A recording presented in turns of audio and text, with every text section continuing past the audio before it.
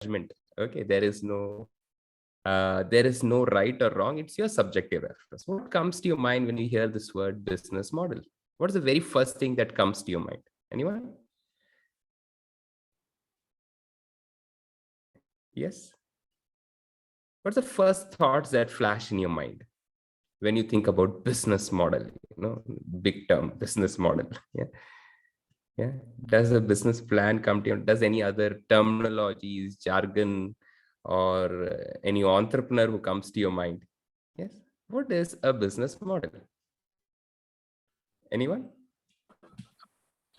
Please unmute. Students, you please unmute and you can answer. It's an interactive session. Yes. Thank you, ma'am. Yeah. Please feel free to answer, or you can even type on the chat box. Okay. Please feel free to answer. What comes to your mind when you think about business model? Right? Yeah. Okay. So when you think about business model, right, well, a lot of thoughts may come to your mind that this is another term for business plan, or this is something that businessmen do as an exhaustive work to identify their business goals and how to meet those goals and all, right? So I'm here to declutter it in the simplest possible way. What is business model? And even before I start my session, even before we go into the crux of a session, that is discussion about business model canvas, I would like to establish why business model, first of all, right?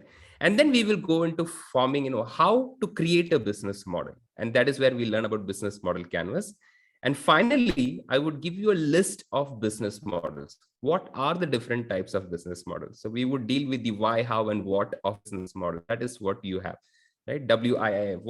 What is in it for me? You may ask, right? Why should I know about business model? Let me establish it with this example, right? Why should you know about business? Some of you may say, well, I'm from an engineering background. Well, I may go for a 9 to 5 job tomorrow. Why should I know about business model? I don't have interest in becoming a businessman. I'm not an entrepreneur, right? Some of you would be here well saying, well, I already run a business. Why should I know about a business model now? What will it contribute to me, right? How will it increase my how will it be beneficial for my business? Okay, so there will be different type of people. Some of you would be clueless here. You would be just sitting at no. Well, sounds something does different, sounds interesting. Let me know about it. So whoever you are, let me establish why we should all know business model, irrespective of which we would become entrepreneur tomorrow or not. Okay, let me give an example. Can someone recognize individuals in this picture? Not a rocket science question, right? Can someone recognize any one of the individuals in this picture? There are 3 individuals there. Anyone? One person should be very easy, a piece of a cake for all of you. Yes. Who's the person in the left, center, and right? Anyone? Who's the person that you see to your left, center, as well as right?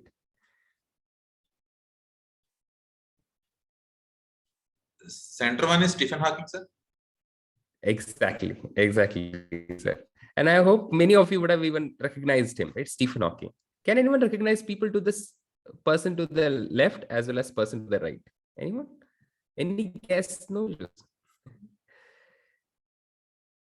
Well, I'm very sure that most of you were so quick to identify that, well, the person sitting in the center is some scientist, right? He's someone who's a great researcher scientist. Maybe the name did not come to the tip of your tongue and you were not able to say. Maybe Shankar sir was quick to identify him. But all of you would recognize that he's a great scientist. He has great, and many of you would have even recalled his name, Mr. Stephen Hawking, right? Yes, sir. Yes, sir. Exactly. So, but many of you wouldn't have seen the other 2 people, right? The person to the left and the person to the right. Well, the person to the left is Mr. Vikram Krishna, and the person to the right is Mr. Arun Mehta. Well, we won't hear about them a lot because our mainstream media will never discuss about them.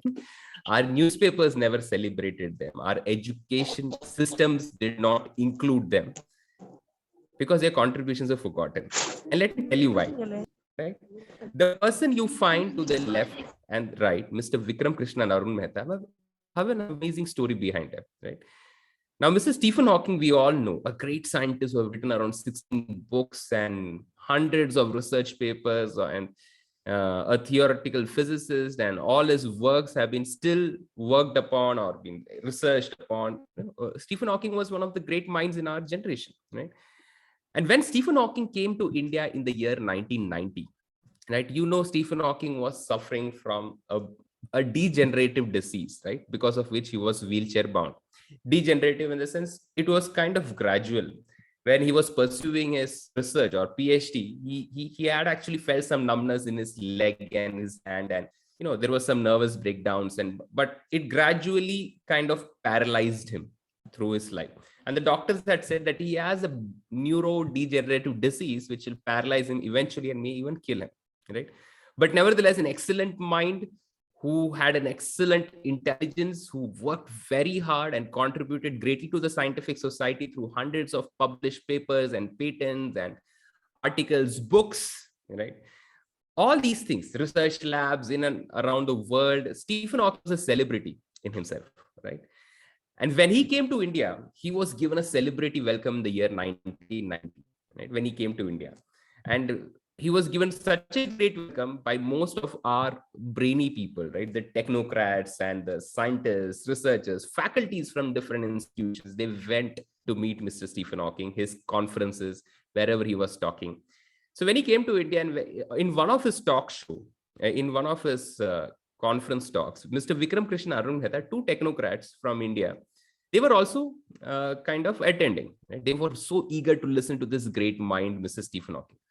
But they noticed immediately that Stephen Hawking, though has so much of wisdom, knowledge, understanding in his field, he was finding it so difficult to communicate, even utter few words because of the neurodegenerative disease.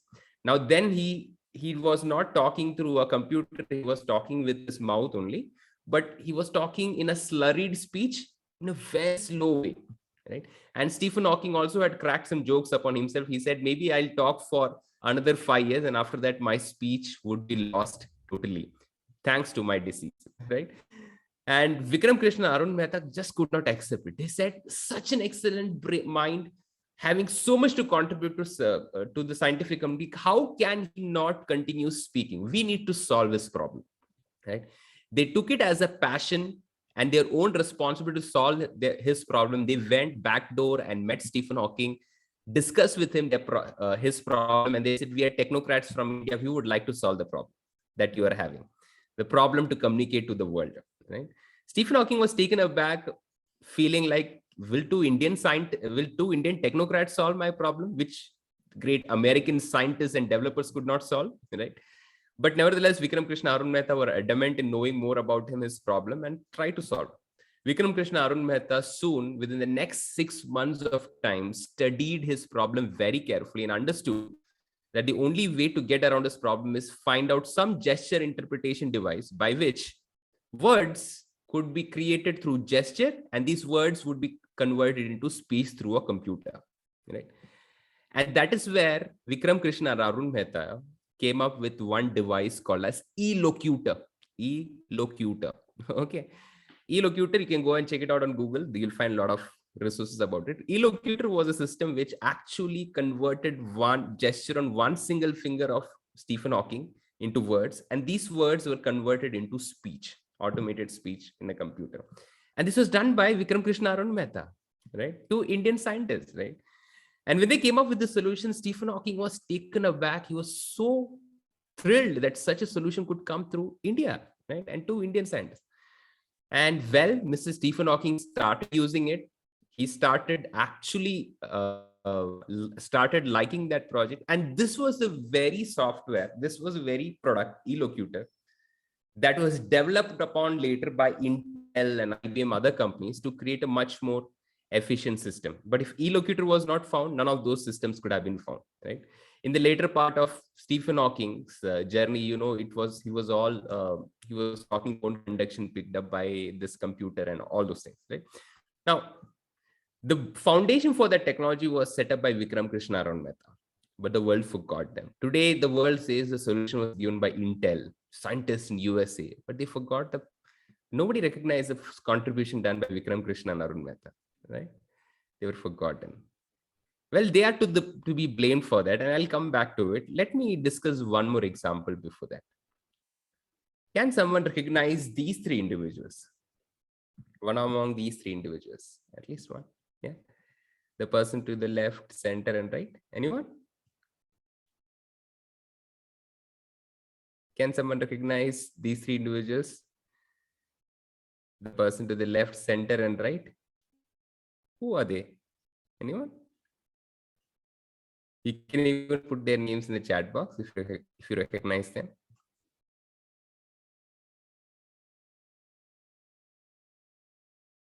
Can you recognize now? Who's the person to the left and the right? You have a clue. Anybody can recognize their title or name? Yes? Anybody can recognize a title or name? The person to the left as well as right? Yes, anyone? Who's the person whom you see to the left and the right? They have something to do with Google. Larry Page or? Exactly. Larry Page. And the person to the right you see is the co-founder of Google. Brain. Yes, Sergey Brin. Exactly, ma'am. And I hope many of you would at least recognize Google, right? But can anyone recognize the person in the center? Anyone? Can someone recognize the person in the center? Anyone? Well, I would like to tell you one more story. Right? Larry Page and Sergey Brin were exactly students like you at Stanford University, right? And they were working on a problem along with a professor whom you see in the center, whose name is Dr. Rajiv Motwani. Okay, so Dr. Rajiv Motwani was a professor in the Department of Computer Science, and under him he had two research students who were Larry Page and Sergey Brin. Okay, now Larry Page and Sergey Brin were two really good students he had, and Dr. Rajiv Motwani, who was one of the very good brains in computer science field in those days in the country of United States of America, they were trying to solve a problem. Now I'm talking about the year 1994, 1993, 1994. And the problem was simple. There were search engines those days, and maybe people in our generation would recognize, in our generation, not your generation, would recognize a search engine that was more popular than Google once, that was Yahoo, right? Yahoo was one search engine which was having majority of the stake in the market.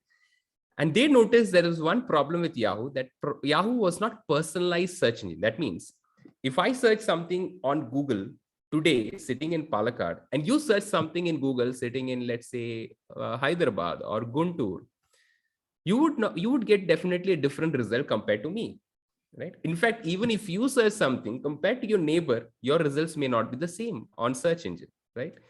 Because search engine studies you as a person, your cookies, your background, and then gives you a personalized search result, right? This is something that Dr. Rajiv Motwani wanted to solve. He wanted to make Yahoo a personalized search engine, okay, by which if a person searches for, let's say, buy shoes online in USA, he will get the nearest online store, or he will get know the nearest shoe store in USA rather than in India, right? If a person searches for in India, what's the use of him knowing a shoe store in USA, right? Now Yahoo was having this same issue, right? Yahoo was not a personalized search. So if anybody searched for shoes, buying shoes online in USA or India, both of them were shown the same result. This was the problem that Dr. Rajiv Motwani wanted to solve. And he came up with this paper with the title, which is called as page ranking algorithm or page rank algorithm, right? And the two students with whom he solved this problem were Larry Page and Sergey Brin. They came up with a published paper in the year 1994 on this very algorithm, which could make search engine more interesting, more intuitive, more personal, right? And well, after the publication, surprisingly, Dr. Rajiv Motwani disappears. He's not seen in the, maybe as a faculty, he was happy that he has published a paper. He has got very good high impact factor, Web of Science Index, Scopus Index and all. And maybe he would be very happy that he published, and eventually he got recognized for his publication. But these two students, Larry Page and Sergey Brin, though they were also co-authors in that same paper, they were not satisfied with the paper. They became restless. They said, wow, how beautiful the search engine would become if only this algorithm is added, right? And that's how Google was born in their mind. What if we come up with a search engine such as Yahoo, right? As Yahoo was in the market then. But this search engine would be a little different, because in this search engine, we will come up with a personalized page ranking algorithm. That's where Google was formed in their mind, right? And Google, as a startup, started in the year 1995 in a very simple way, in a very small way. But today, the rest is history, right? Fast forward 27 years today, you know how influential Google is. Yahoo has been wiped out from the industry. Google is everything. There was a time when Yahoo had 98% market share, but today, search engine is synonymous to Google in most parts of the world, right? And this is because Larry Page and Sergey Brin did not allow that idea to remain in a piece of paper, but took that idea and made it into a product in Google. Right? Now I want to ask you a question. Were these three individuals in any way less brainy, less innovative, or did not know technology in those days? Were they in any way inferior in the form with respect to technology, with respect to intelligence than these three individuals? No, right? In fact, these three individuals are known today thanks to these three individuals. But there is one small thing that these three individuals did not do, which these three individuals did. Right? Or there is one small thing that was added by these three individuals, that is Larry Page, Sergey Brin, or Stephen Hawking, which these three individuals didn't do. Right? They were excellent technocrats. They were problem solvers. They had great intelligence. They were engineers, technocrats, everything. But they thought that their calling in life was only to solve a problem, right? Only to solve a problem. There is a problem for Stephen Hawking. Well, Vikram Krishna Arun Mehta said, let me solve the problem. And they solved the problem and went back to their 9 to 5. Rajiv Motwani thought, well, there's a problem with page ranking. I need to solve this problem, publish a paper. And he went back to his 9 to 5 job, right? But these three guys, when they solved a problem, especially Larry Page and Sergey Brin, right? They understood, if only I kind of envelop this idea with a business model, right? I take this page ranking algorithm and envelop it or present it along with a business model to the market. Well, I can start the greatest tech startup this world has ever seen, right? And that makes all the difference. Right?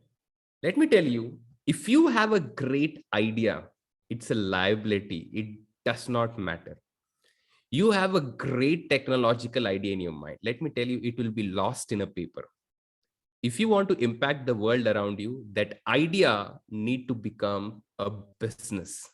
That problem that you're solving needs to be converted into a working business that will add value to the society, that will solve people's problem, that will create jobs, develop the economy. And for that very purpose, we need to learn about business model. Do you want to be forgotten in history like these three individuals? Though great mind, great technical know-how, people who had education in India and abroad and worked in India and abroad, but still they're forgotten. Or would you like to be recognized like legends like these people, right? Like Stephen Hawking, Larry Page, and Sergey Brin. And the only thin line of difference that they have is they created a business. Imagine if Dr. Rajiv Motwani came up with a business model for his own algorithm. Today, the world would have recognized that Google came through an Indian scientist, right? An Indian computer scientist. Wouldn't that be such a great achievement to speak about? But it's not there, right? We celebrate our chief executive officers at Google, at Twitter, there are so many other firms, at Adobe, but we don't celebrate the founders, Yeah. But it's time we celebrate founders, we create founders, because startups are what would create jobs, will develop the economy, solve problems. Today, we are so thankful for Google because it solves so many problems for us, right? Whether it is education, healthcare, any field, Google has the answer to it. And Google has come up with so many different solutions, which has made our life easier. And Larry Page and Sergey Brin are to be credited with that. But the real credit at its core should also go to Rajiv Motwani, who actually came up with this solution, right? But Larry Page and Sergey Brin nevertheless take all the credit because they envelop this problem with a business model. Choice is yours today, right? Yes. So that is why you should know about business model. Right now, there are two types of business model in this world. Okay. Or two types of businesses you can do. One is called as an MSME type of business, and one is called as IDE. Anybody can say what is an MSME? Anybody can say what is an MSME? Let me give you another picture. Maybe you'll find it much more easier. So to the left, you find a business such as, let's say, a travel agency, for example, SRM Tours and Travels. And to the right, you have Redbus. So there are two ways you can do business in this world. One is MSME way, one is IDE way. Anybody can say what is the full form of MSME? Anybody? Students, please answer, like this is an insult to us if you cannot write. Yeah. How many activities we have conducted through MSME?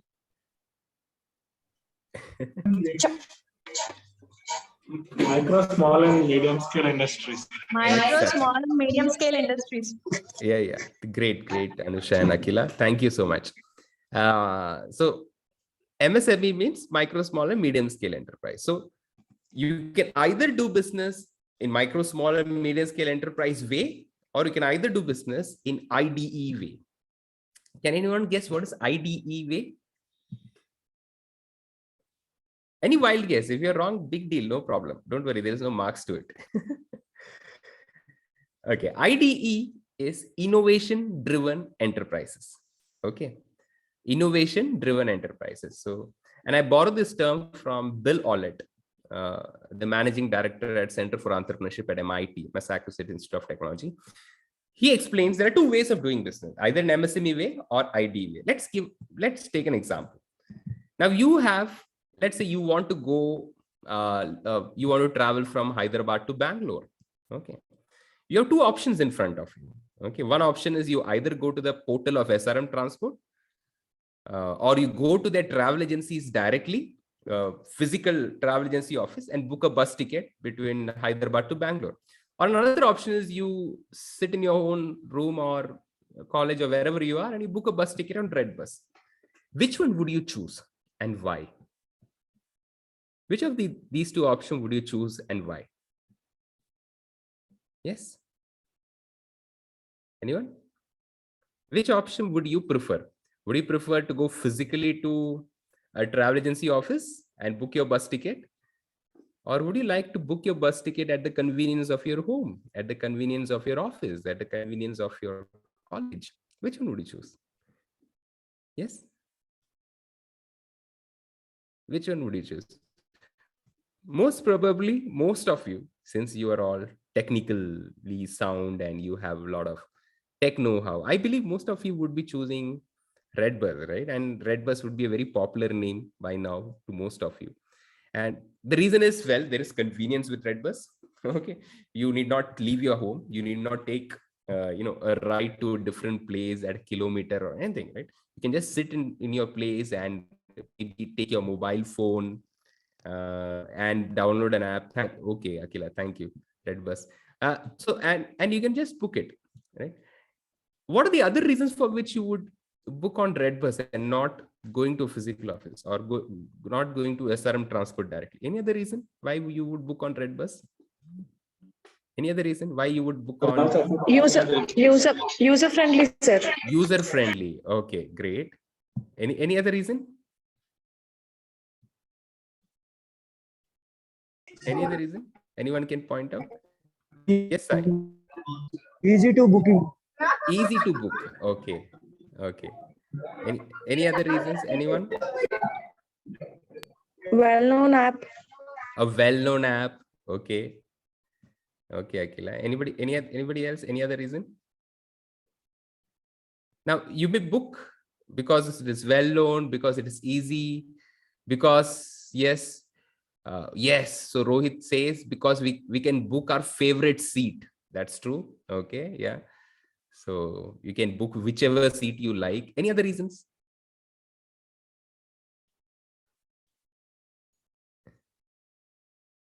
You can compare prices, right? You can compare how many seats are left in a specific, you can compare transparent pricing, right? You can compare how many travel agencies are running on this route, what all pricing they have.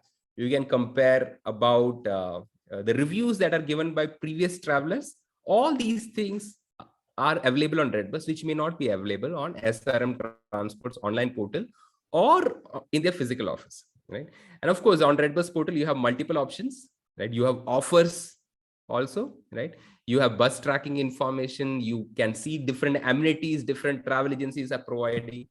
So definitely you would prefer Redbus over a startup like SRM or SRM Transport, right? Now, this is what is called as innovation-driven enterprises. Now, I'm not saying that innovation-driven enterprises are always better than MSME. MSME is the backbone of our country's development.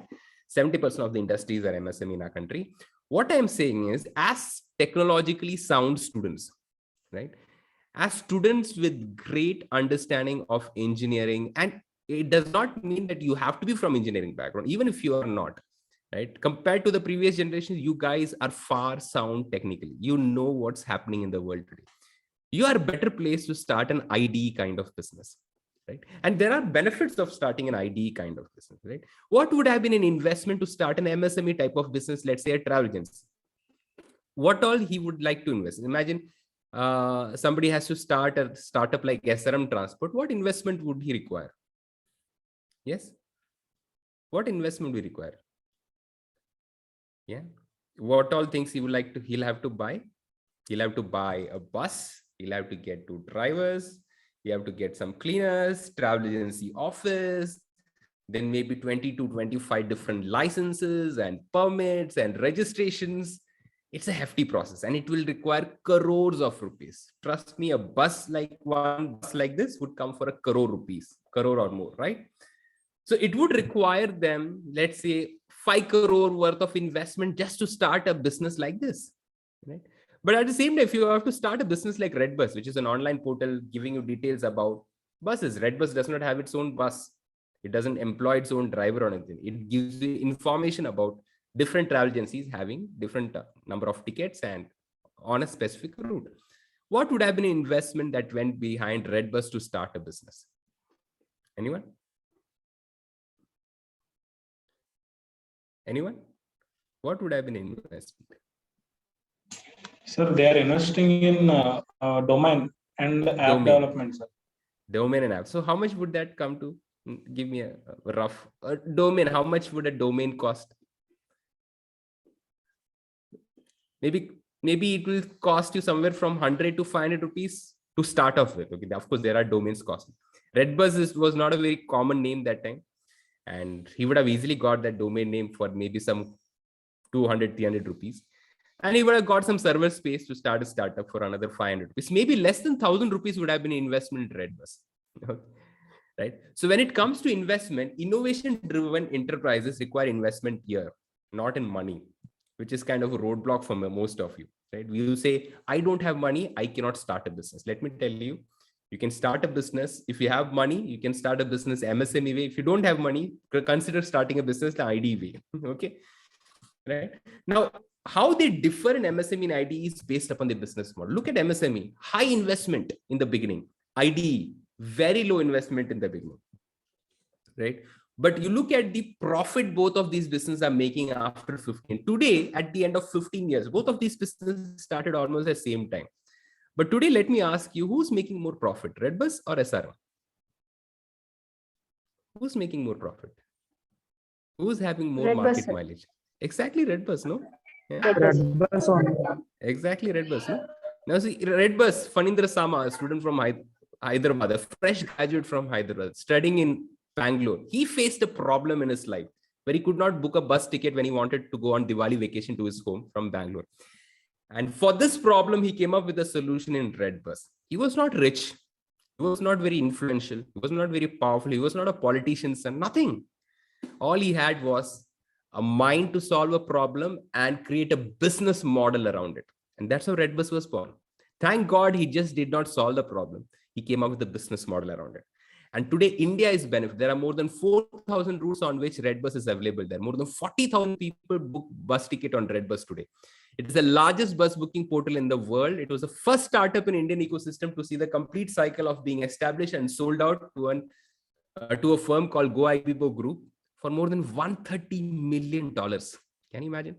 Right? 130 million, that is around thousands of crores, right? In Indian money. Right? Well, we celebrate Sundar Pichai, we celebrate Satya Nadella. It's time we celebrate people like Phanindra Sama, the founders of Redbus, who came up with innovation-driven enterprises. Let me tell you, their achievement, their earning can never be matched by some of the best CEOs that you see in the world today, right? And that is what IDE way of doing business is, innovation-driven enterprises. When you look at their lifetime impact that they make, they solve problem. They start with very low investment, tech enabled, and they attract investors. Redbus attracted a lot of investors in its journey. SRM Transport does not attract investors. It only attracts bank loans, right? It does not attract investors. Okay. So when it comes to MSME or doing business in IDE way, right? I would suggest to this generation, consider doing it in the MSME way, right?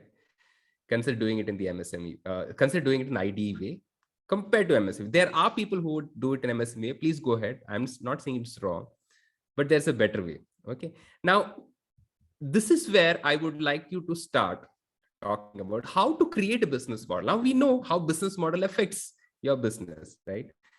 Thank God Redbus did not go and start again a bus service like SRM Transport. They did not start Redbus and started, getting some 10 or 20 buses like Orange Press or red color buses and drivers. No, they created a different type of business model of how would they operate the business, how would they generate revenue and make profit. In simple words, business model is nothing but how you operate your business on day to day, how you generate revenue and make profit. That's it. Right? So now we actually enter into a very important phase where we discuss about how to create a business model, right? Well, I have an idea, but how would I create a business model around it? That may be a question. And I believe most of you sitting here who are innovative, creative, enterprising, you're all engineers, definitely you come up with so many solutions on day-to-day basis, or you come up with solution for so many problems. And definitely as engineers, many of you who are engineers will definitely go through a phase where you'll do project, where you have to think about an idea, right? As MBA graduates, you will have some real world problems to solve, right? But how would you take that problems and convert them into working businesses, right? That is where we talk about how we create a business model. And one easy tool to do that is a business model canvas, right? Now, Alexander Osterwald was the first person to propose a business model canvas, but later on, Ash Maurya kind of refined it to come up with a lean canvas template. And that is what we are actually discussing today. Okay, the reference is Ash Maurya, and you can find a lot of details about Ash Maurya online, a lot of blog spots. He has his own website called leanstack.com, which you can definitely go and refer, right? So what is a business model canvas? So there are 9 blocks over here, which help you to envision your business, right? Well, you have an idea, which most probably have come through a problem, right?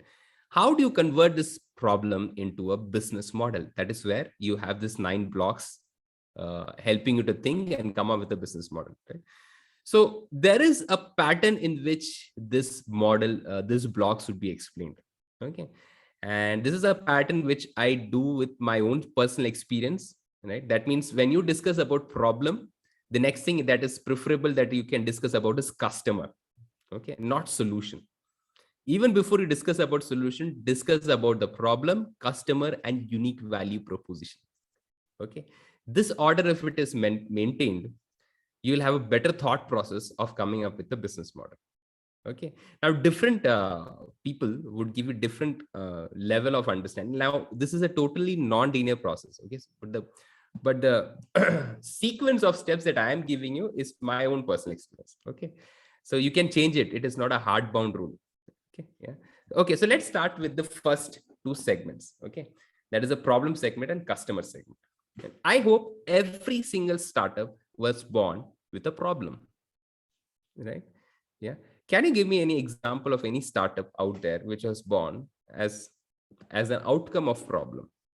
Any example of any other startups anybody can give? Any names of any other startups? We saw one now, Redbus.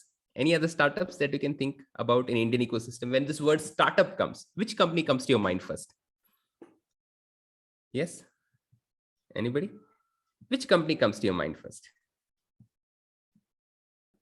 Yeah, when you hear this word startup. Oyo, Rapido. Oyo, Rapido, Swiggy, thank you. Okay. Any other companies that come to Swiggy, your mind? Zomato. Swiggy, Zomato, food is really important. Okay. Any other startups that come to your mind? Any other startup that comes to your mind? So there are so many startups in our ecosystem. There can be Swiggy, Zomato, Amazon, Flipkart, Myntra, Ola, Flipkart. Ola, Urban Company, Urban Club. Urban Club.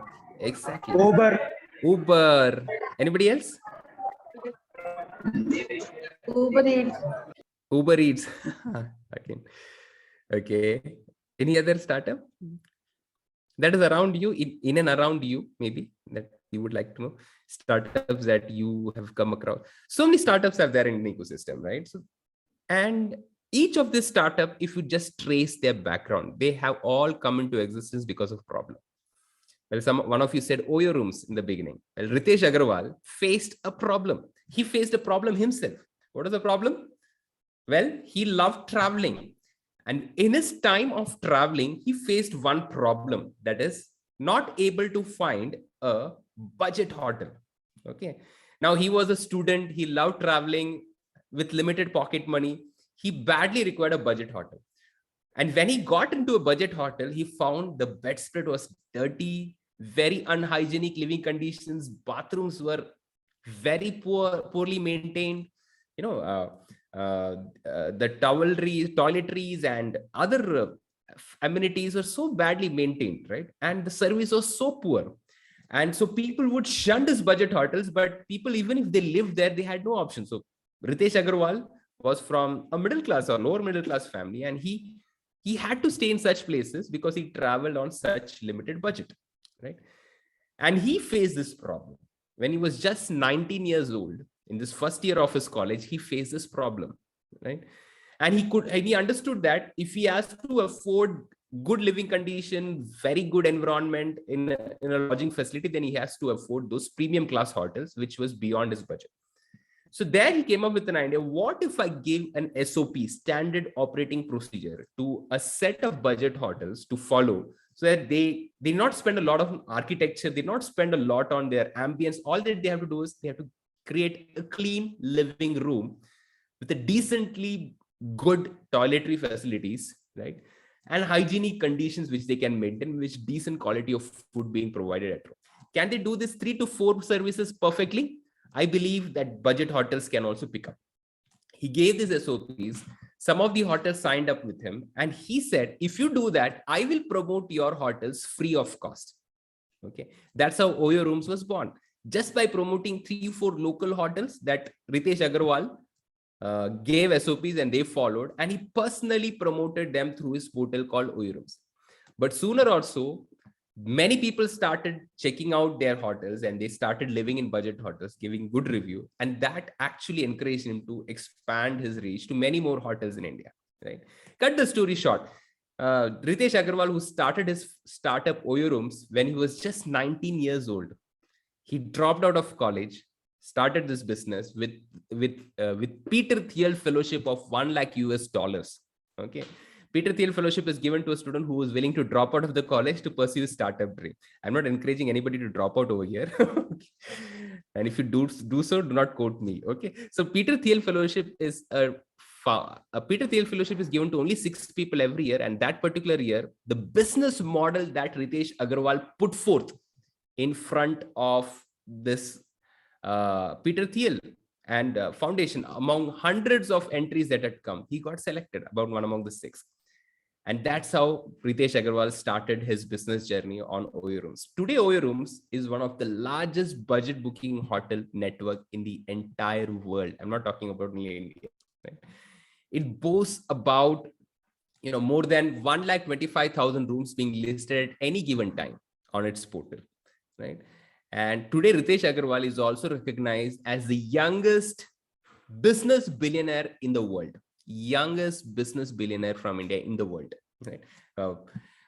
All these titles could come to him because he found a problem. Whether it is founder of Redbus, Phanindra Sama, whether it is founder of OYO Rooms, Ritesh Agarwal, whether it is founder of Ola Cabs, Bhavish Agarwal, and Ankit Bhatti, all of them faced a problem.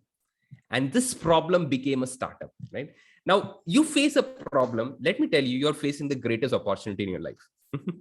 Okay, when you face a problem, students, let me give you this mindset differentiation that you need to make is when you are facing a problem in your life, know that you're facing the greatest opportunity because one of these problems solved may create a business or a startup with the help of a business model that can change the world, right? So when you think about problem, these are some of the problems. Ritesh Agarwal had a problem of not able to find budget hotels. Phanindra Sama had a problem of going to different travel agencies to book one bus ticket, right? So startups start by understanding problem. What problem have you found? Well, in the first segment, that is a problem segment in business model, what you have to put is you have to put your understanding about what problem are you solving, right? And what are the alternatives for this problem at the moment? At the moment, what are the alternatives for this problem, right? So how people are solving the problem? Well, there are no budget hotels, good budget hotels in India, but how are the people solving? They're either overbooking into big hotels or they are underbooking into, and they're compromising to stay in budget hotel. That is what is called as existing alternatives. Okay. The problem and the list, the top 3 frustrations or the pain points that they're having. Top 3 frustration with budget hotels was crappy living condition, very badly maintained bathrooms, poor hygienic facilities with bedspreads. So these are the problems that that Ritesh Agarwal found out, right? Next thing that we need to focus upon is the customer segment. Okay. Customer segment. So let's take an example, OYO Room. Who are the customers for OYO Rooms? Can anyone say? Who would be the customer for OYO Room? Anyone out there? Who would be the customer for OYO Room? Or who is a customer? Okay, so let me ask you one very simple question, right? Who is the customer for your college? For Vignan Institute of Information Technology, who's the customer? Anyone? Okay, so Sai says student. Okay, students. Okay, so I believe most of you agree on this, right? Well, a student is a customer to Vignan University. The student himself pays the fees. How many students are there who's paying their fee from their own pocket? Then you are the customer. There's a thin line of difference between a customer and a consumer. Okay. A customer is the one who pays for a service. He may not use it, but nevertheless, he pays for the service. For your college, the fees was paid by your father or by your mother. Most of you, okay, not all of you. If your father or mother has paid the fee, then they are the customer, right? But you're the person who's gonna go through the education. You're the person who's gonna benefit out of this education. You are the consumer. You are the consumer. Let me ask you, who is the customer? If you say for a college, the customer is a student, then who's the customer for, let's say, Huggies or a baby diaper? Who's the customer for a baby diaper? Who's the customer for a baby diaper? So can we say exactly parents? Can we say that children or a baby is a customer for a baby diaper? We would never say, right? Because parents make the decision. Parents pay the money, though they may never use it. Their children would use it, right? So they become the consumer, parent become the customer. Why is it important that we know who is a customer and consumer? Why is it important? Sir, that means decision taker are called customers. Decision users are called consumers. Consumers. Yes.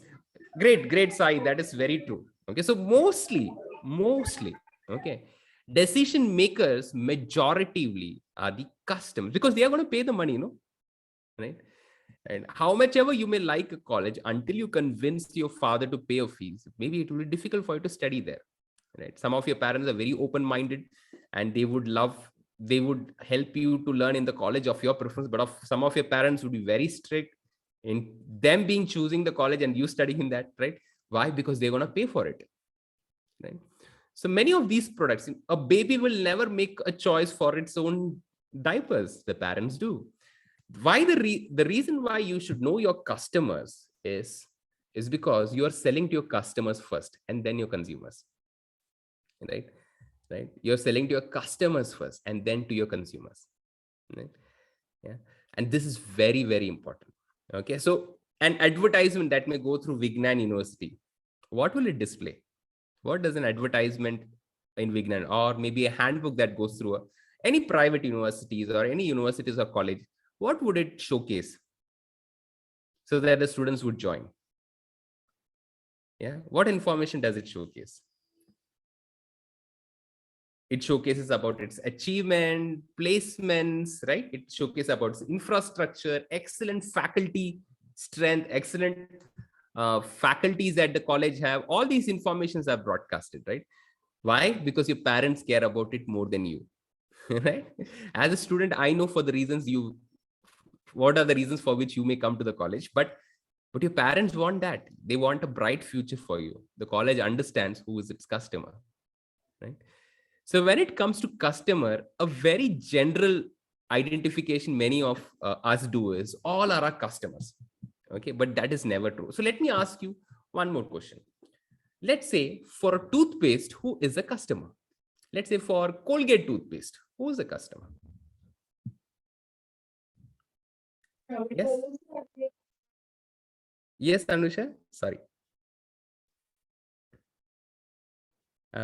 Yes, anyone? It's a simple question, right? Who is a customer? Who are Or willing to pay that particular product? Those are the customers. yes, who are the customers? Sorry, your voice was breaking. Who are willing to pay? Exactly. Who are all willing to pay? So, will all the people in India become the customer for Colgate? Will all the people? So, let me ask you, how many toothpaste brands are there out there? Right? You have Colgate, you have Close Up, you have Pepsodent, right? So, if I should ask you a question now, okay, let us see how many people are really listening to this session. Okay, just put in your toothpaste brand that you're using in the chat box. Well, this will help us to take attendance also, I guess, right? Okay, not for doing that, but just a small thing, just a small activity. Whichever toothpaste brand that you're using to brush your teeth, just put it in the chat box. Okay, so Akila says she uses Colgate. Anybody else?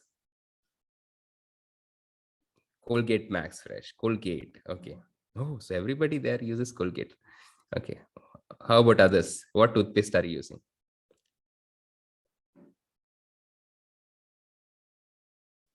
Yes. What toothpaste are you using? Oh, so only 3 people are attending the session. Okay. What about others? What toothpaste are you using? Close Up. Okay. So Shankar sir is using Close Up. Patanjali. Rohit is using Patanjali. Anybody else? So somebody is using Colgate, somebody is using Close Up, somebody is using Patanjali. Anybody else? Any other toothpaste? Some of you may be using toothpaste such as Sensodyne. Some of you may be using toothpaste such as, let's say, Dabur Red. Some of you may be using toothpaste such as Vico, Meswak, Dabur Meswak, right? So there are so many people over here, and not all of you would use Colgate. Not all of you would use Close Up, right? Not all of you would use Patanjali, right?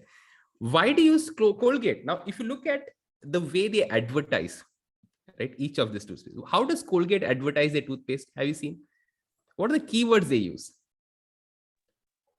What are the Salt keywords? and charcoal, sir. Salt. Based on Exactly. It has salt, or basically they say because it has salt, it kind of strengthens your teeth. You have a strong white teeth, right? What does a toothpaste such as Pepsodent advertise? What are the keyword they use? Anyone? Strong gums. Strong gums, or something else? Germy check.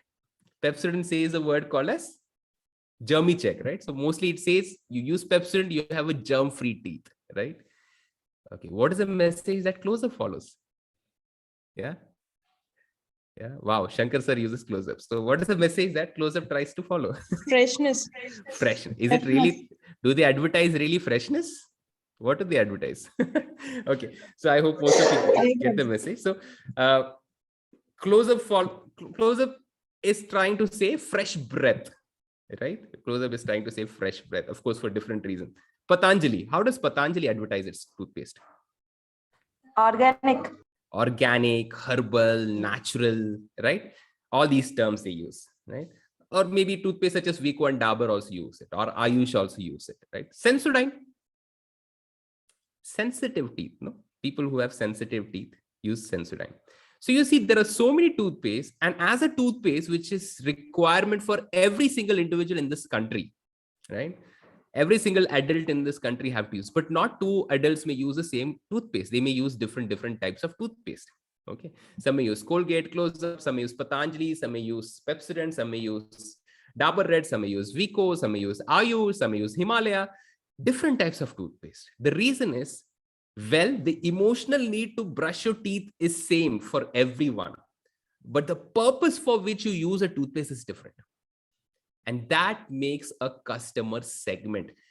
Out of 120 crore Indians who may brush their teeth every morning, some brush their teeth to have a strong white teeth, and they may use Colgate. Some brush their teeth to have fresh breath, and they may use Close-Up.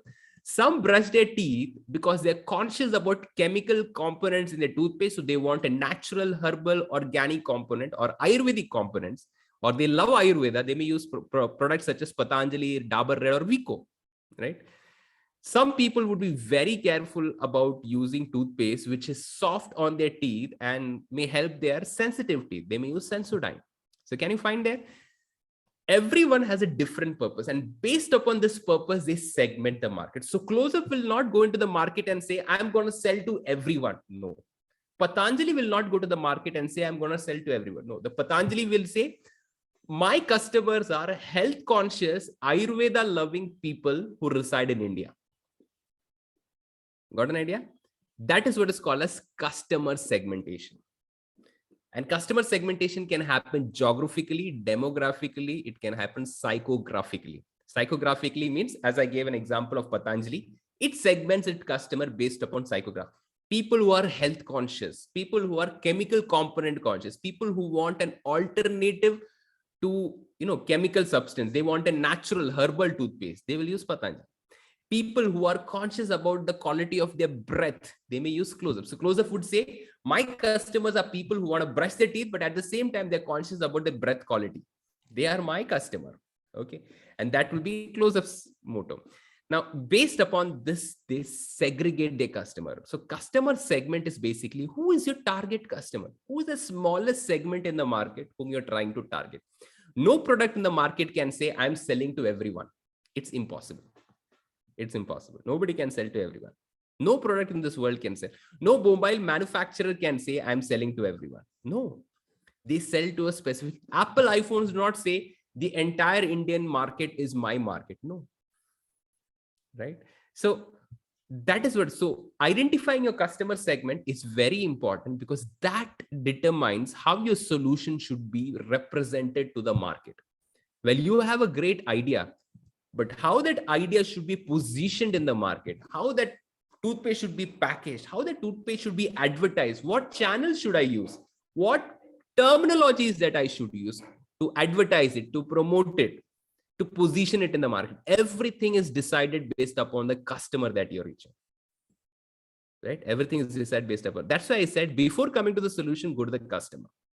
Know who is your customer. Who are those first 100? So let me ask you, The next segment, under customer segment, there's something called as early adopters. Who would be the early adopters, let's say, for Patanjali toothpaste?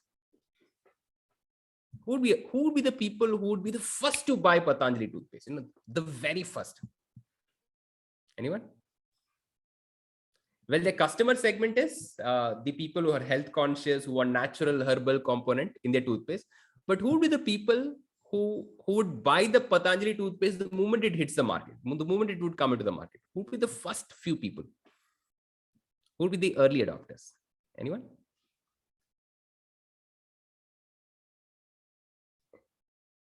Yes, anyone? Who will be the early adopters for a toothpaste like Patanjali? Who would be the first people to buy? What kind of people would be the first people? Yes. Yes, Reddy sir, please go ahead. You said something. Who would be the first set of people to buy a toothpaste like Patanjali? No, the moment the product comes out, they would buy it. They'll grab it. Now, there are some products like, for example, when Apple iPhone comes, you find some crazy people, right, standing in line for 6 to 7 hours to buy their first iPhone, right, to get their phone the moment it comes to the market. In the same way, when Patanjali toothpaste comes, who will be the first people to get this product? I believe it would be the people who are the followers of Baba Ramdev, right? Now, Baba Ramdev has, yes, anyone who has interest in herbal products, that's true, sir. But also people who also follow Baba Ramdev. Now, they are the people who believe Baba Ramdev so well that they believe in his yoga techniques and all those things, right? So they'll be the first people to jump the gun. They say anything that he releases should be good for me and I'm going to buy it. Can you identify early adopters for your business? Who will be the first 100 customers for your business? Or let's say who will be the first 10 customers for your business? A segment such as people who are health conscious, people who want herbal products, well, that segment is 10 crore people. But out of this 10 crore people, who will be your first 10,000 customers? That is what is called as early adopters. Yes, I. Loyalty people. Loyalty. People who are loyal, or people who want the solution so badly that the moment the solution is out there, they will take it. They'll grab it. They are your early adopters, right? They are your early adopters. Got an idea? So I hope problem segment and customer segment is clear to you. 2 segments are done here. Okay. Let's discuss about the third segment, where we discuss about 3 segments together, right? And that is, we discuss about the solution, unique value proposition, and the revenue stream, right? So talking about the solution segment. Okay. Now you talk about the solution. What is the solution, right? Now, when you create a business model, maybe you haven't made a solution. Okay, so you cannot say, well, it is artificial intelligence based, blockchain based, or whether it is IoT based, or whether it's this technology. You don't have to care about it. What you need to care about is, what are the features that my business, my solution will have? What are the features that my solution will have? That is what you have to mention here. Feature number 1, well, I will provide room at affordable price. Feature number 2, I will provide excellent living condition. Feature number 3, I will provide affordable budget hotel rooms with excellent toilet facilities, right? So what are the solutions that you're going to discuss? This next thing that you need to mention is unique value proposition. In fact, I suggest you talk about solution even after discussing about unique value proposition. Unique value proposition is something that kind of makes your product stand out among others. Okay. So coming back to, let's say, our example of Patanjali, what is the unique value proposition for Patanjali product? Yes, anyone? What's the unique value proposition? What are the terms they use to, grab the attention of people? For example, Pepsodent uses Germy check. Close-up uses fresh breath, right? What does Patanjali use? Natural, herbal, organic, right? What are the other words they use? Swadeshi, right? Made in India, develops India, provides jobs in India, and all these terms they use, right? They are what is called as unique value proposition. Ayurveda, right? So all these terms they use, which actually signifies why you should choose Patanjali product over others. Okay. Unique value propositions, you create a want in the mind of people to choose you. Why should they choose Patanjali over all the other products that are available there? And that is what is called as unique value proposition. How will you make that awareness among the customers and grab their attention? Okay, what is a high level concept? High level concept is that one single line which will create an impact in the mind of the customer. Okay, or you can say a brand statement or a positioning statement the companies come up with, right? So let's say what can be a high level concept for a brand like Patanjali? Anyone? What could be the high level concept for a brand like Patanjali? Yes, anyone? What could be a high level concept for a brand such as Patanjali?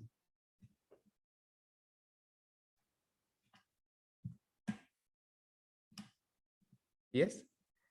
What can be that one line in which they can actually drive home a message? Yes, one line message. Well, they can say we are the signs of Ayurveda, right? So just by saying these three words, signs of Ayurveda, people start thinking, well, we know Patanjali products are Ayurvedic, but is it also scientifically proven?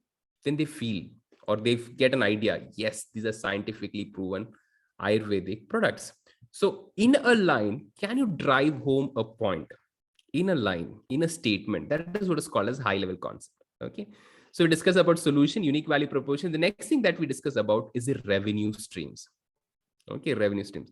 How does a business create money? How does it create money? So let me ask you, how does Redbus make money? A startup like Redbus, how does it make money? Anyone? How does a startup like Redbus make money? Anyone? How does it make money? So by being facilitator of service, sir. Yes, by being facilitator of service. But how does it make money in the first place? What are the revenue streams for Redbus? So every ticket you book on Redbus takes a commission for it from the vendor, right? So if you're paying 100 rupees for a bus ticket on Redbus portal, Redbus will take 10 rupees maybe in commission and 90 rupees will go to that bus ticket vendor. Got an idea, right? So Redbus provides first revenue stream that Redbus has is commission on each ticket booked. Okay, yeah. That is what is called as the primary revenue stream of Redbus. Primary, the first revenue stream. How do you earn money, right? That is what a revenue stream is. So how does Redbus make money? Commission on each ticket book. Well, is that the only way Redbus makes money? What are the different ways Redbus make money? The portal Redbus makes money. Yes. Any other ways that it makes money? Well, the primary revenue stream is commission on each ticket book. Any other way? There are many other ways in which they make money, right? For example, one other way that Redbus makes money is when they actually sell advertisements on their portal. Right? There are 40,000 people who visit Redbus every single day. So if 40,000 people are coming to Redbus, 40,000 of these individuals are people who are young working professionals. They may be families who are traveling from one place to other, and these people have need. For example, let's say I'm a young working professional. I'm traveling, let's say, from Coimbatore to Chennai, or let's say from Bangalore to Hyderabad, and I'm doing it quite often. Well, Redbus has this information. Redbus will sell this information as an advertisement to, let's say, hotels in Hyderabad, saying, I know a fellow who comes to Hyderabad every week, once in a month. Would you like to advertise your hotel rooms to him? Advertise on my portal by paying this amount. Targeted advertisements, right? Redbus even makes money on that, right? So that is what is called a secondary revenue stream. Now, there are more than thousands of bus operators who are on Redbus. Now, information about these bus operators, let's say, to people, businesses who do interiors to bus, who give accessory services to bus, who give repair services to bus, may be interesting to them. So they can advertise to these bus vendors directly through Redbus, and for that they may pay Redbus.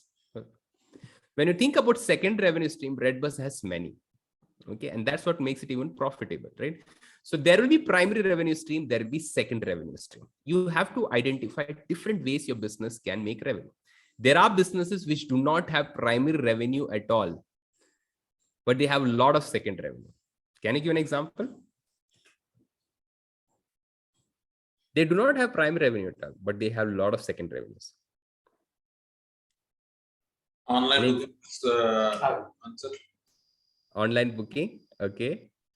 like, and online, trading systems. Online trading platforms, yes, they do not take any commission, right? But they have a lot of advertisement, yes. And simple, as simple as that, Google, Facebook, Instagram, they never take money from you, right? They never take money from WhatsApp. They never take money from you to use their services. But do you think that they are bankrupt? No, right? They have so many revenues that come to them through second revenue streams, such as advertisements, promotions, and running ads, right? Google AdWords and all. So there are businesses such as YouTube, Instagram, Google. They have totally annihilated their primary revenue stream, but they make money through second revenue streams. Okay? Yes. So we have discussed about revenue streams. So solution, unique value proposition, revenue streams, a lot of things we have mentioned, right? Now, the next segment that we mentioned is about channels. Right? How do you reach your customer, or how would you make them aware that you exist? Right? And the best way to do it is go to the place where your customer come together. That is what is called as channels, right? So let me ask you, okay, let's say you are coming up with a multivitamin tablet, okay, which you have made for children's between the age group of, let's say, 1 to 5. Okay. Now these multivitamin tablets, or let's say it's a syrup, okay, if given to these children, their vitamin deficiency will be gone, their malnourishment will be gone, they'll live healthy, they'll have great immunity power and all those things. Okay. Children's between the age group of 1 to 5, you're coming up with a multivitamin substance. Okay, it's a tablet or it's a syrup which children can have between the age group of 1 to 5, right? What channel would you use to advertise to parents of these children, because they are your customer? What channel would you use? Anyone? What channel would you preferably use? Hospitals or medical shops? Excellent. Hospitals or medical shop. Anybody else? Hospitals can be one channel. Medical shops can be one channel. Anybody else? Anybody else? What channels would you use? A lot of channels are there in this. Any company. Certificates. Yes. Certificates. Certificates. Example, Sai? Like? Like a birth certificate conducted by. Oh, okay. Birth certificate itself, you'll advertise it. Okay. Yeah. Great. Okay, that is good. Okay. Any other channels? Different channels are there to advertise, like such as social media channels are there, television channels are there, newspapers, cutouts, posters, banners. But which channel would you use for this product? Let's say you're coming up with a multivitamin tablet for the children between the age group of 1 to 5. Hospitals, you said, birth certificates, you said, medical stores, you said. Any other channels that you would use? Sometimes ads in web pages. Ads in web pages can be used. Exactly. Ads in web pages can be used. Google AdWords. Anybody else? Pay-per-click advertisements, all those. Okay. But now let me tell you, there are a lot of ways to advertise. Okay. You can advertise it on Google AdWords or through websites, through hospitals, through banners. Maybe you can run a newspaper advertisements, but ask yourself a question after thinking about all these channels, which would be the most effective channel for me? So advertising in kids channel, sir. Advertising in kids channel. Okay. Like cartoons and Cartoons those and all. channels. Yeah, because kids are coming together there. Okay. Yeah. But which will be most credible and most effective channel? Now, how you have to analyze Doctors, it? sir. Yes. Yes, sir. Doctors. Exactly. Or I would say more credibly, pediatricians, right? Because imagine you're giving a multivitamin tablet. If you are a parent, maybe most of you would know, whom would you trust to give something like a medicine? If you, the moment you hear something called as multivitamin, you think it is a medicine, right? Or it is something that reads a doctor's approval. So whom would you trust? If a pediatrician subscribes it, right? Or if a pediatrician promotes it. Okay. So one of the channels by which you can Go let your advertisement be there in front of every pediatrician's office. Let your product be promoted by every single pediatrician in India. That is the best channel for you to, right? Because if it comes on Facebook, if it comes on TV advertisement, people will not trust it easily, because a mother of a baby between the age group of 1 to 5 will not trust indirect channels like this, because she may know this may be true, but she will not find it as a credible source, right? So when you choose a channel, you need to establish two things. You need to make people aware, but at the same time, you have to establish your credibility also. What is the best channel for you to use? And most of the times it depends from product to product, right? For some products, you may advertise on newspaper and it may become the most effective channel, but there are certain products for which you may have to advertise through targeted channels like this. Let's say you are going to sell a product to every single student within the age group of 18 to 24 in the city of Guntur or in Andhra Pradesh. What is the best channel you can use? Yes. So they are your friends between the age group of 18 to 21. Let's say this is a solution that any student between the age group of 18 to 24 can use. Which channel would you preferably use? Colleges. Colleges. Okay. So you can advertise in colleges. What are the channels? Where is this one channel on which you all come together, youngsters? Let's say colleges do not give you permission, then? Social platforms. Exactly, social platform. But there are so many social platforms such as YouTube, Twitter, Instagram, LinkedIn, Instagram, Facebook. Instagram, right? Because Instagram is where most of your youngsters are there, right? And I believe most of your time is also spent on Instagram compared to Facebook, YouTube, and Twitter and LinkedIn, right? So identifying which is the most effective channel to make your customers aware is key, right? Yeah. So yes, so that is what is about channels. Yeah. Yes. Quickly, we'll finish with a few more things. What are the key metrics for you to calculate? Right? Key metrics for you to calculate. Now, key metrics means how do you measure the performance of your business, or how would you measure the success of your startup? Let me ask, if you're running, let's say, hotel business, right? And you want to measure the success of your hotel, how would you measure it? You're running a restaurant, right? How do you measure the success of your restaurant? Sales, sir, through sales. Through sales, okay. How do you measure the Through success of your accounting. restaurant? Through Through accounting. accounting. Okay, through accounting. Reviews, sir. Reviews, wow. So reviews. Yes, different ways, no? How you measure, and it differs from business to business. But nevertheless, let's say you measure the success of your restaurant based upon how many new customers are walking in, right? How many repeat customers are walking in? If a customer is coming to your restaurant again and again, that means he loves your restaurant, right? Or maybe you can, some of you may say, you may also measure, how are they reviewing my restaurant? Out of 5, how much are they giving me a score? So 90% of people are giving me 5 out of 5. That means my food is liked, my service is liked. That is a measurement, right? Then you can measure how many people are referring my restaurant to others. So how many referral customers do I have? Okay. Now, of course, there are a lot of, jargons such as CAC, CLV, ARPU, gross profit, net profit, against which on accountancy terms, we may measure the success. But the real success of the business is based upon your customers, right? How do you measure it? Ask yourself a question, right? And let me tell you one important mantra for any business growth. Until you measure, you cannot manage. Okay. And until you manage, you cannot grow anything. Let me tell it again. Until you measure something, you cannot manage that thing. And until you manage something, you cannot grow that thing. Okay.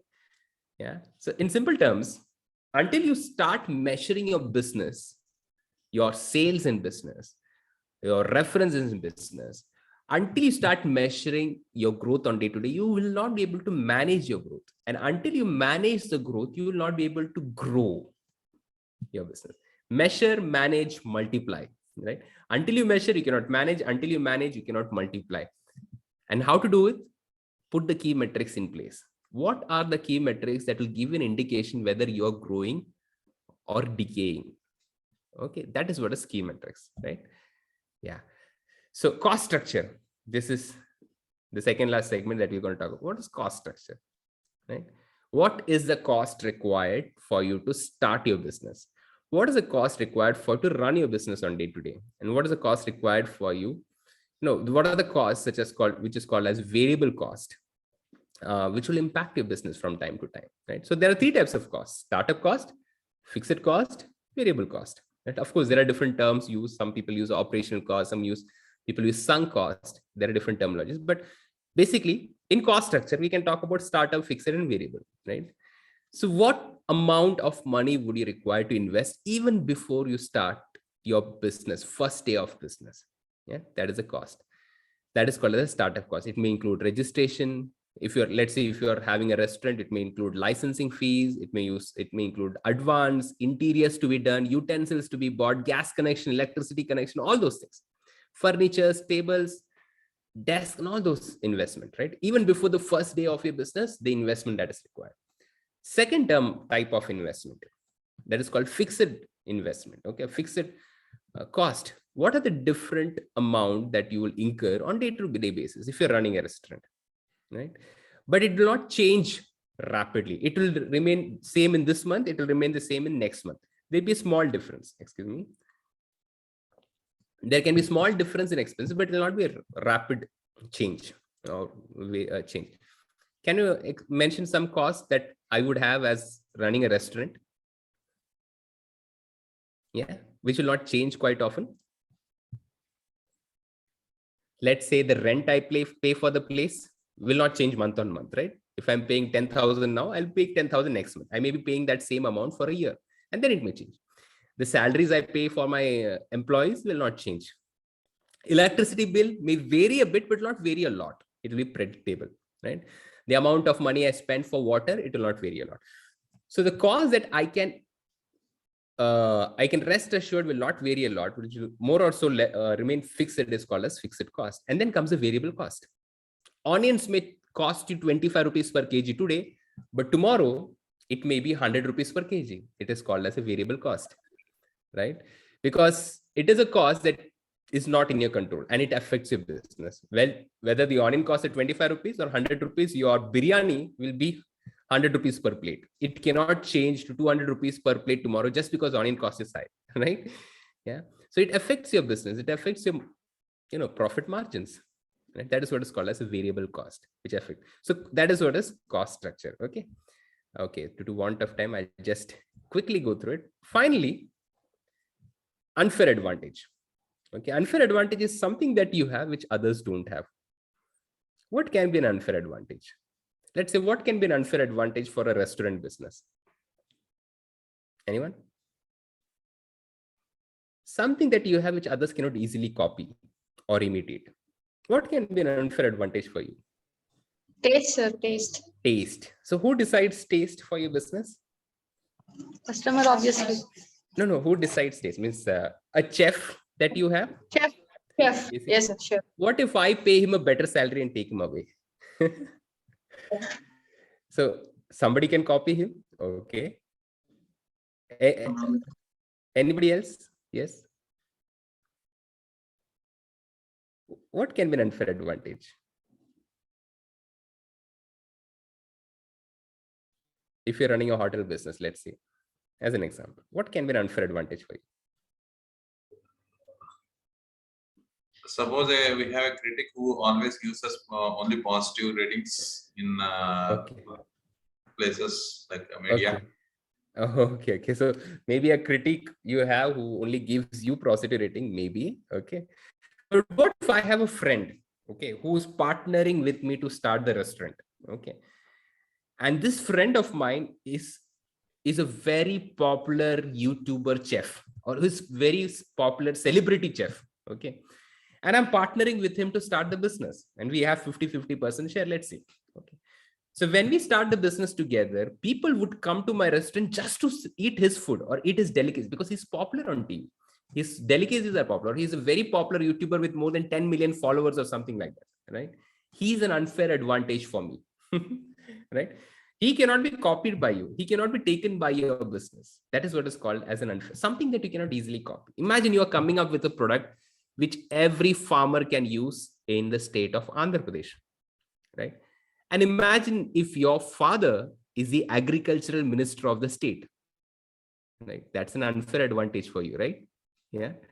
Within no time, your product may be in every nook and corner of Andhra Pradesh, just because your father is an agricultural minister. That's what is an unfair, something that others cannot easily imitate or copy.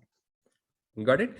Yeah. So that is what is the business model canvas. So very quickly, in a very short form, we have gone through these segments. Okay. And I know I cannot do justice to it in such a short moment of time. Okay.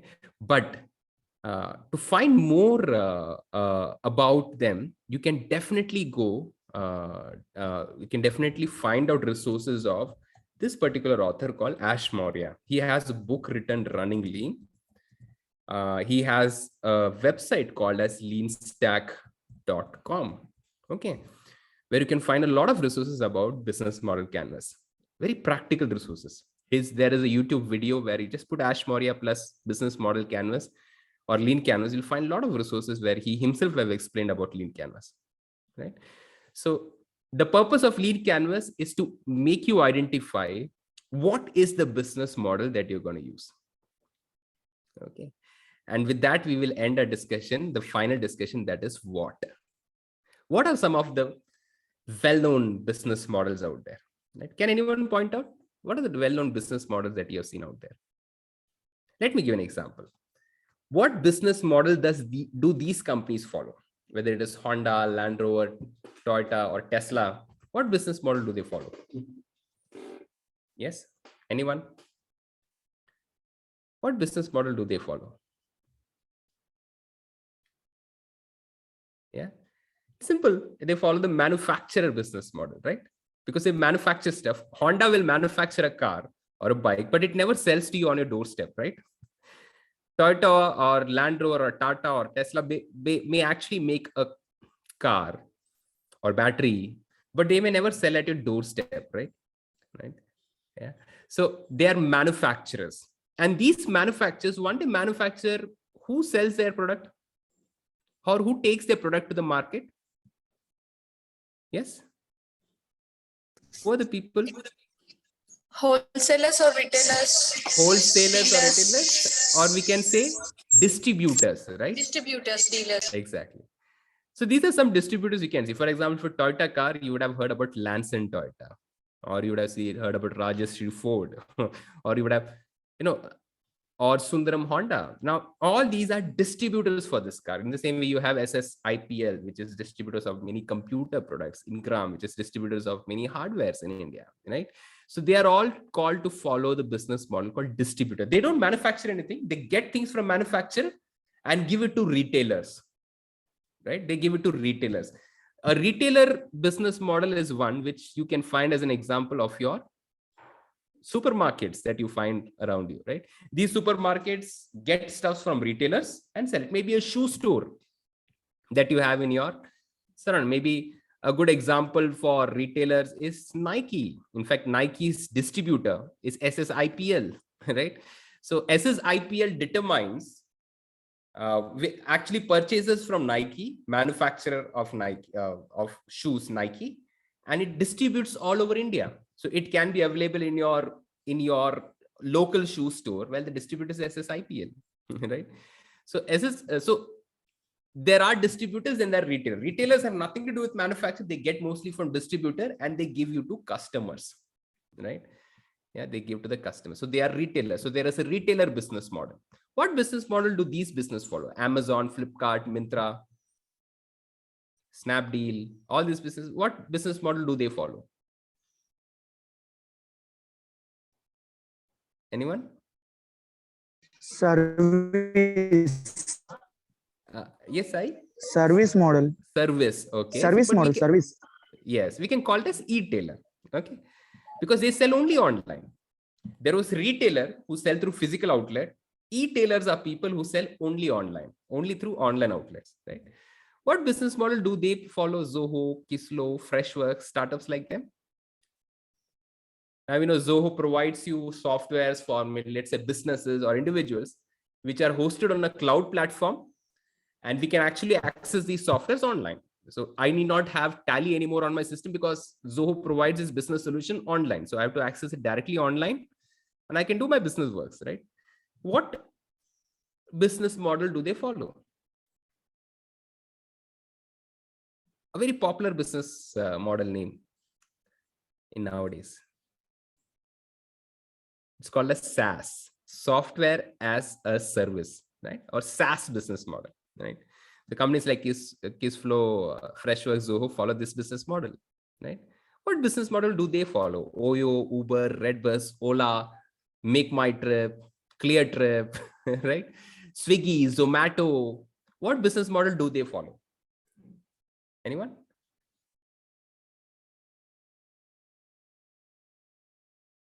Yeah. It's called as aggregator. Redbus does not own a single bus, but they are the largest aggregator of different travel agencies in India. Uber does not own a taxi. Ola does not own a taxi, but they are the aggregate of taxi services in India. Oyo Rooms is an aggregator of budget hotels in India and abroad now, right? They follow an aggregator business model. Swiggy, Zomato do not cook a single meal by themselves, but they are the aggregator of all the hotel chains in your city. They are called to follow the aggregator business model, right? Yeah, they bring different service providers under one portal, right? Yes. What business model do these outlets follow? Max, First Cry. Anyone?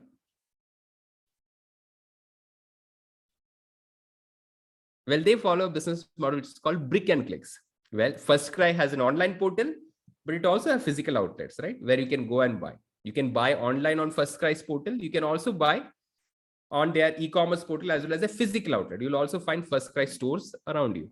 Max, again, you'll find Max stores, both physical in many malls. You'll find Max outlets. At the same time, you'll find their online outlet, right? It's called brick and clicks business model. Okay.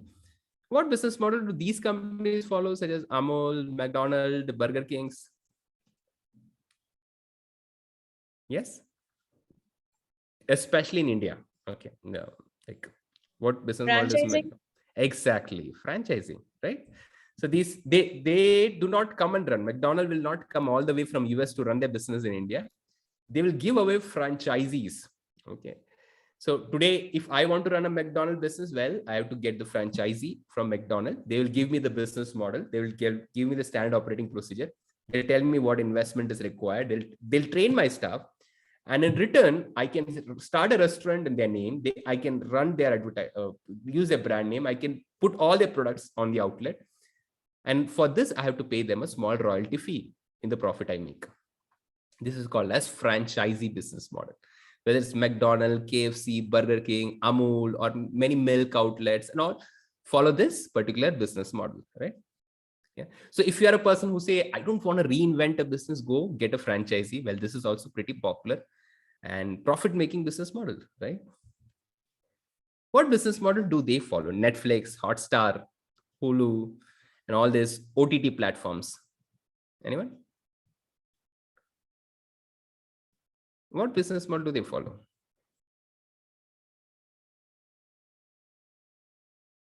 Yeah, or Spotify, or let's say Kuku FM, all these particular platforms. What business model do they follow? How do you get their services? How do they make money?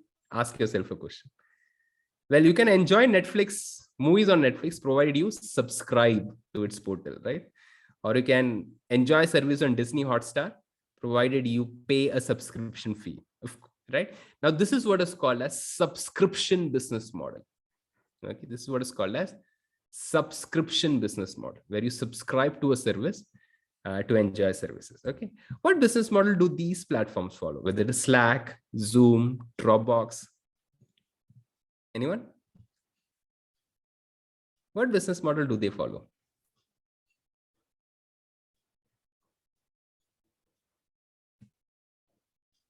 Many of the services which Zoom, I believe Zoom and Dropbox is pretty close to our heart. Zoom provides 45 minutes free service for you to conduct webinars or seminars or whatever it's online. But beyond 40 minutes, if you want to use, they ask you to pay, or they ask you to pay a premium amount, right? Well, these businesses which provide you basic services free of cost and ask you to pay a premium on advanced features is called to follow freemium business model. Okay, free plus premium. Okay, that is called as freemium business model, right? So there are many more business models. There is a business model such as which is called as marketplace, right? For example, companies like Alibaba, AliExpress, or India Mart come under that marketplace business model. And there are business models which is called hyper local, and there are also business models which are combinations of 2 or 3 business models, right? So for example, Zoho can be called as a freemium, as well as Zoho can be called as a SaaS, right? Because some of the things that Zoho offers, they also offer free. For example, so Zoho Social is a freemium business model based product, right? So companies may use different combinations of different business model or a specific business model. It depends totally upon its management. But at the crux of our understanding is business model is nothing but, in simple words, how you operate your business on day to day, how you generate revenue, and how you make profit. That is all business model is all about, right? Yeah. Okay. So we had an exhaustive almost 2-hour session now, so I'll stop here. So I believe we have covered why we should have business model. Remember the example of Google. Remember the example of Stephen Hawking, right? Having a great idea is not as important as having a business model. If you are able to wrap your idea, even an ordinary idea can be wrapped around a business model. It can become a great product, great service, or great startup. Redbus was not a great idea. He did not publish a paper. He did not publish a patent, right? But he knew how to take that small idea and create a business model around it, right? We Indians are excellent in making new knowledge possible, but we are not good still at creating a business model. We are just lacking here, and we are catching up now, right? There are some countries like Israel, USA, even some Scandinavian countries who are very good at making a business model ready, even if they have a very ordinary idea. And that's why they prosper very quickly, right? The world today do not celebrate innovators, inventors. It celebrates actually innovators, or it celebrates people who have a business model. Elon Musk wouldn't have been known to the world if he had just developed a battery. He had a business model to sell that battery to the world with a supercar. Okay. He had a business model to promote his company Tesla, or maybe SolarFX, or maybe companies such as a Boring Co. or SpaceX. Right? He has a business model. He did not say to the world that I'm going to make a rocket engine that can be reused. He said to the world that I will promote space tourism. That's a business model, right? So business model is important. The why, right? How you create a business model? Simple. Use lean canvas as a model, right? What? There are different types of business models, such as manufacturer, distributor, retailer, e-tailer, SaaS, and there are SaaS and aggregator, franchisee. Which business model you choose depends totally upon your business goals, your motivation to do business, and your scalability factor. But remember, business model will ultimately decide how much investment is required for your business. Remember Redbus and the example of SRM Transport, how much investment is required, how scalable your business will become in the future, and how much investors will get attracted to your business model. It all depends upon business model. So business model in one line is one-page business plan with which you can build and prosper your business. Okay, yeah. So I'll stop here. Yeah. If you have any questions, any clarification, or if you wish to add something, because I see a lot of faculties also have joined, please go ahead. Please feel free. Okay. I'm not the authority on this subject. Please go ahead and you can add. If anybody wish to add something to this, or if you have any questions to ask, you're also welcome. Please go ahead. Nizara?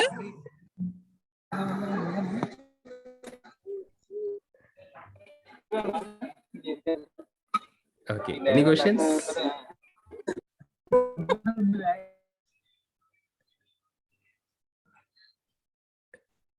If anyone Okay. has any questions. Sir, with us, our rector sir is also there. Okay, again, very glad to know, sir. I request our rector sir to speak a few words.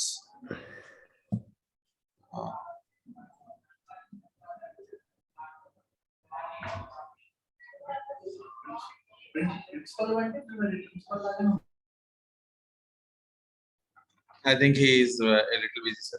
I request Anusha madam to propose vote of thanks.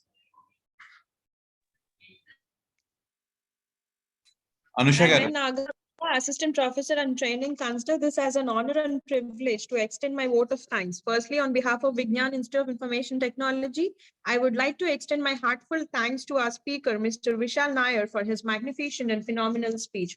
Your speech is highly stimulating and inspired as well, sir. Thank you so much once again. I thank our respected rector, Dr. V. Madhusudan Rao Garu, and our beloved principal, Dr. B. Arundhati, for your constant support and encouragement in organizing these renowned sessions. More than 100 participants are here with us today. I thank each and everyone for participating in today's guest lecture and making it successful. I would like to thank the conveners of today's event, Dr. N.V.S. Shankar and Dr. S.M. Murli Krishna. And I also thank all the coordinators of the event. Thank you all once again and looking forward for more renowned sessions. Yes, sir. Anusha, Yes, sir. hello. Yeah, let me thank Mr. Vishal. Hello, Yes, Mr. sir. Vishal. Yes, sir. Yes, sir. Please go ahead. Vishal, please mute. Okay, I'm Dr. Yes, V. yes. Thank you, sir. Thank you Dr. so V. much. Madhusudan Rao, Rector of the Institute. Okay. Yeah, thank you, sir. Thank you, sir. Excellent speech. I'm following your speech since beginning. Okay. Okay, Right, okay. sir? Thank you, sir. You've Yeah. done. Yes, sir. You enlightened so many things, sir. Thank you Thank very you, much. sir. Thank you very Thank much, you, sir. sir. Thank you, Okay. thank you. Yeah. Right, sir. Right. So please. Yes. Thank you all once again. And sir, we are looking forward for more renowned sessions like this. Thank you so much, sir. It's my privilege. Thank you. Thank you. Sir, thank you for the excellent lecture, sir. Thank you, Shankar, sir, for the opportunity. Thank you so much. Yeah. Thank you so much, sir. It is very informative Thank you, for Akhil. the MBA students. Thank you so much. Thank you for all the interaction. Thank you. So we'll end the session now, sir. Yes, sir. Yes.